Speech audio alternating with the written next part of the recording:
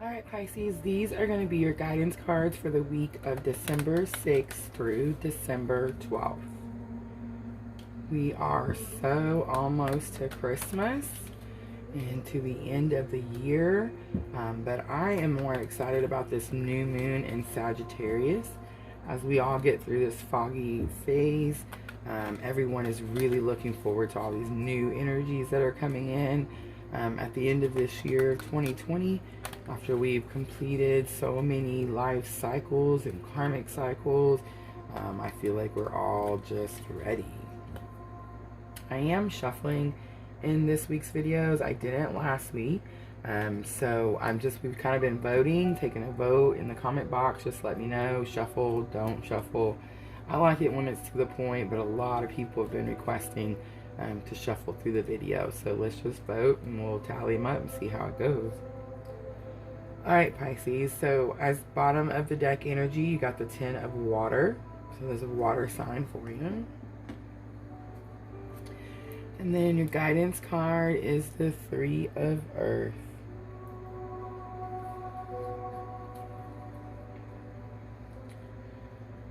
Alright, and I also want to mention too, if you haven't got a chance to watch that full moon lunar eclipse in Gemini video that I posted a few days back, just make sure to watch that, because so far the cards are really showing that energy still. So it really has a lot of information that can explain to you why it is that you're feeling the way you're feeling.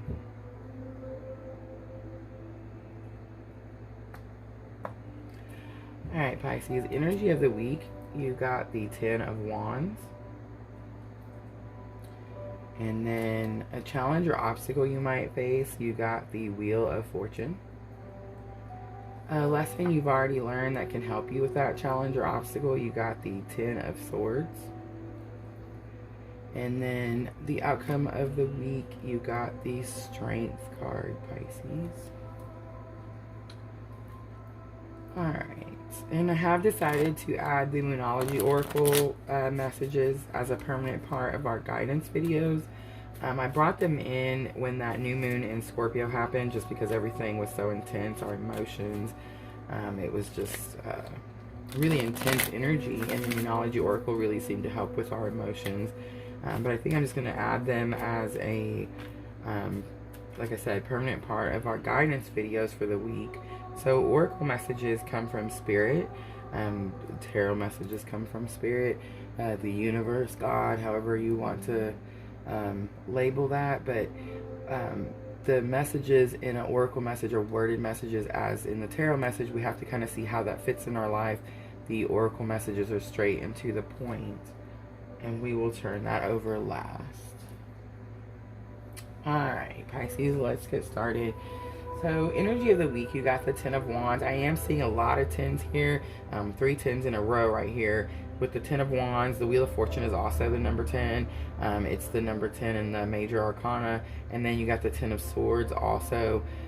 So yeah, 10 here. So a lot of completion. We've all just got done going through this. It does seem like some signs move through it quicker than others. Some are more holding on to things and having a hard time releasing things. So it is possible that you are just now experiencing that release from that new moon lunar eclipse in Gemini. But the 10 of Wands is very much heavy burdens. You feel a lot of weight on your shoulders, Pisces. Things were a little bit harder for you this year than you expected, and it's you've been carrying it. He's still moving. If you notice, he's still his feet are still moving in a forward motion. He hasn't given up, but he's very much to the point where he's ready to lay these wands down. And then I'm not surprised to see the Wheel of Fortune in your challenges or obstacles, because the Wheel of Fortune is about things turning in your favor.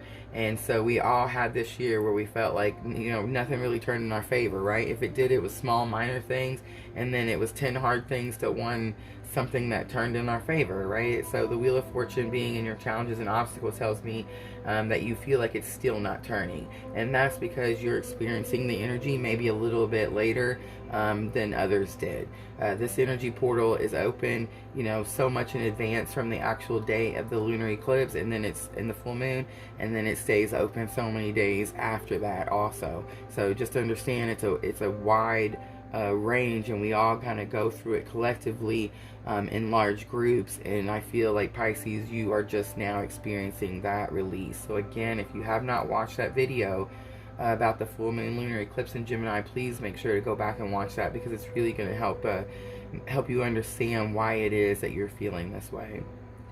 And then the lesson you've already learned that can help you with this challenge or obstacle, you got the Ten of Swords. And so the Ten of Swords is very much a completion of something painful. You can see he's got all 10 swords in him. He's not, there's no more swords. It was whatever lesson this was, it was a very painful lesson, but Pisces, you're at the end of that. And with this being in your lessons already learned, that means that you've already experienced that, or you're experiencing it right now. And I'm going to say, with that energy from that full moon eclipse in Gemini, that you're experiencing this painful release this week. And then your outcome for the week is the Strength card. To me, the Strength card is all about inner strength. So I do feel like this week, Pisces, you are really pulling from your inner strength. You're learning that through these burdens and through this having to be patient and wait for things to start to turn your way, through this completion of this painful cycle, you have gained so much inner strength, and that is what you're going to find as your outcome at the end of this week. And then bottom of the deck energy. So I do the bottom of the deck energy to tell you what it is that you need to do with your guidance card. And you got the Ten of Water, Pisces. And let's see, I want to just read a couple key words from the Ten of Water. And they are universal love, divine connection, centeredness, serenity, peace, oneness, boundaries, and it could be also about disruption. So it says truly living in the present, a feeling of divine connection, a time of serenity and ease. I'm really picking up on that one, those keywords there, Pisces, like the time of serenity and ease, and that's because that's what we're all experiencing after we went through this release. As we're waiting for that new moon in Sagittarius to come in, we're all kind of in this fog, this healing moment, this kind of like just chill and what anticipation of what is coming next. But it does say a positive emotional state. Say no to disruptive influences. The Ten of Water symbolizes both a beginning and an ending. It is the moment when we let go of emotions that bind us to the past and find ourselves truly living in the present for the first time. And then your guidance card is the Three of Earth. So I just want to read a couple key words from the Three of Earth, and then we can see how it is that the Dreams of Gaia Tarot is trying to guide you. Three of Earth is about ambition. It is about sowing seeds. You can see he's planting these seeds in the dirt here. It's about groundwork, energy investment, sacrifice, fertility, and outcomes. It says take time to make preparations, risking future goals and ambitions. People notice commitment and dedication. Be sure of your motives, and a time of restriction or adversity, and an increased opportunity. So I feel like this is some sort, you're sowing seeds, and you have some sort of opportunity this week that has to do with universal love. Kind of like with loving people unconditionally. Like understanding and not having expectations and not being let down by them expectations also. Like if you don't have the expectation, then they can't let you down, right? So I feel like Pisces, that is what the guidance is trying to tell you this week. And then your Moonology Oracle, you got communication is key, new moon in Gemini. Alright, Pisces. Have a great week. Thank you so much for watching. And as always, if this feels like your tribe, please subscribe.